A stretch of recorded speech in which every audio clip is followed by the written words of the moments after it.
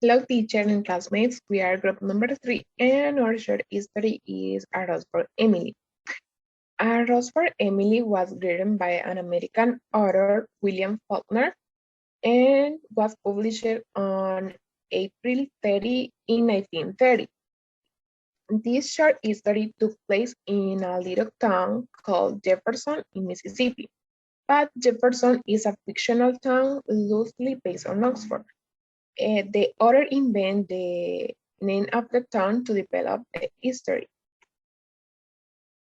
And then we have the characters of the history, and the first one is Emily Rierson, who is the protagonist of the history. And she is the last surviving member of an aristocratic family. Then we have Homer Barron, who is the man that Emily loves, and he was a foreman doing work in the sidewalk who meets Emily when she was in her 30s and go out with her. Mr. Gerson is the father of Emily, and she lived with him until his death. Then we have Colonel Saltoris, who is a mayor of Jefferson, who excuses Emily from paying her taxes, but she didn't do it. She always refuses to admit that it occurred. And Top is Emily's African servant who rarely talks and brings her groceries. And he leaves when she died without a word. And then we have Judge Stephen. He is a member of the older generation and who still hold to a traditional values about the social decorum and status. And then we have the rising action. This begins when the members of the town are trying to force Emily to pay her taxes, but they didn't achieve it. So they forced the door of Emily's house and they entered because they smell a strange smell over there. And they discovered that in the room of Emily was the corpse of Homer Barrow because she had killed him. And they discovered that she was crazy. And then my classmate is going to continue. Thank you so much.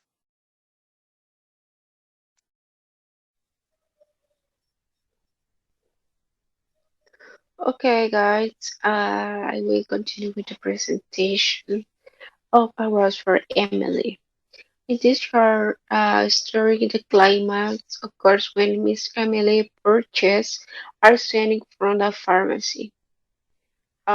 She went to the pharmacy and Emily meets Homer Baron and buys arsenic, but never tells the druggist what it is for.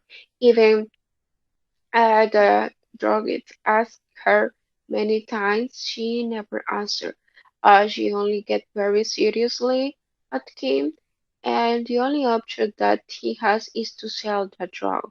She asked for very poisonous rat poison, and in fact, the rat poison was for Homer. Emily meets Homer and buys it.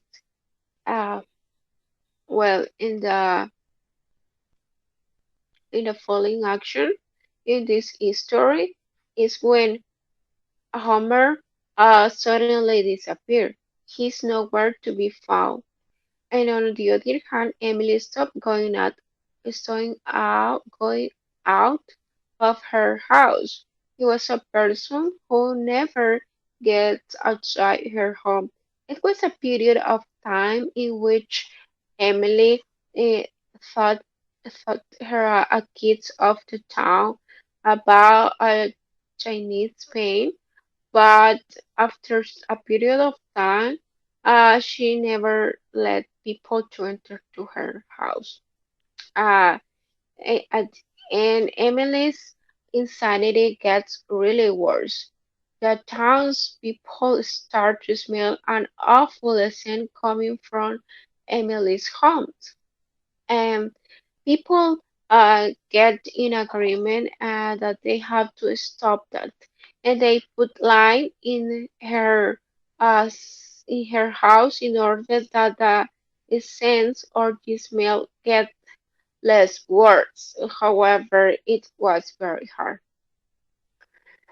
and the resolution or conclusion is when people of the town enter to the house. They enter finally to the house after many years when she died.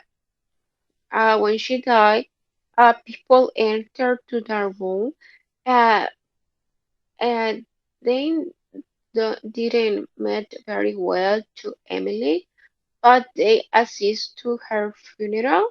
When they enter to the room, they really get a surprise.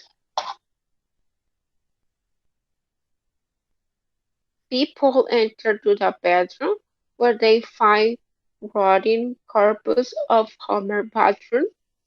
Uh, Emily in the past had both some toilet sets for Homer Badger and they had the letters HB.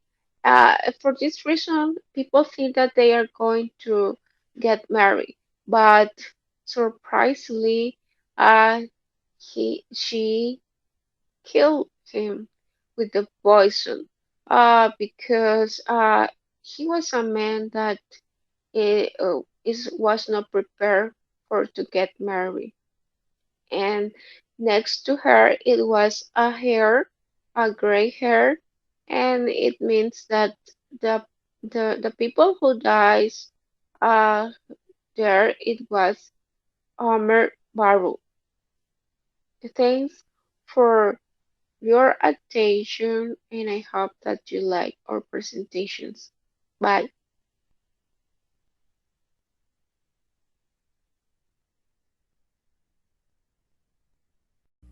Okay, good afternoon, guys. I am going to continue with the topic that is a rose for Emily. I am going to start with the themes.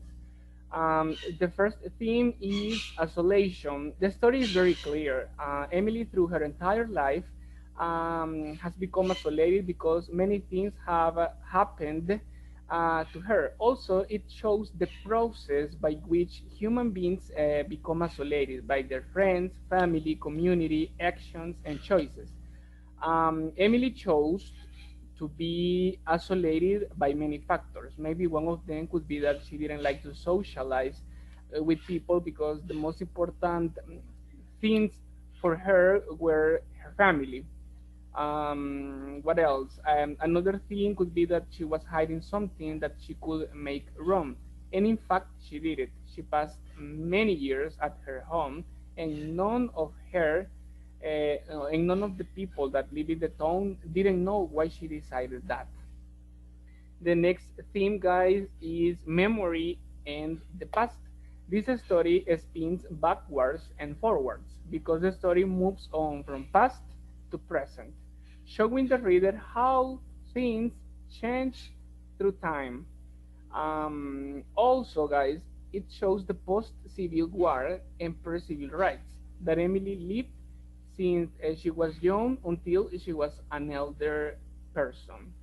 The next theme is compassion and forgiveness.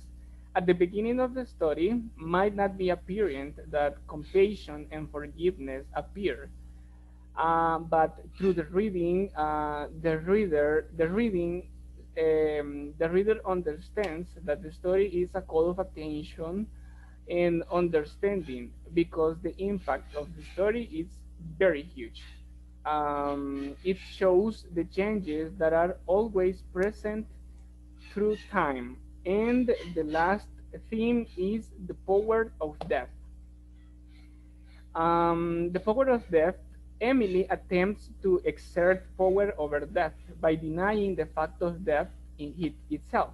Her bizarre relationship to the dead bodies of the men she has loved is revealed first when her father dies. Unable to admit that he has died, Emily clings to the controlling paternal figure whose denial and control became the only yet extreme forms of love she knew. She gives up his body only reluctantly. When Homer dies, Emily refuses to acknowledge it once again, although this time she herself was responsible for bringing about the death. Now I am going to talk about the symbols. The first symbols is Miss Emily's house, and it is an important symbol of this story. Um, the house, as is often the case in scary stories, is also a symbol of the opposite of what it's supposed to be. Like most humans, Emily wanted a house she could love someone in, and a house where she could be free.